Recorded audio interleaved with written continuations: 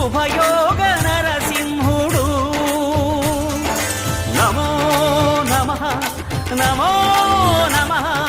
నమస్కరించెను నాలుగు దిక్కులు, నఖముల వెలుగుకు మ్రొక్కెను చుక్కలు.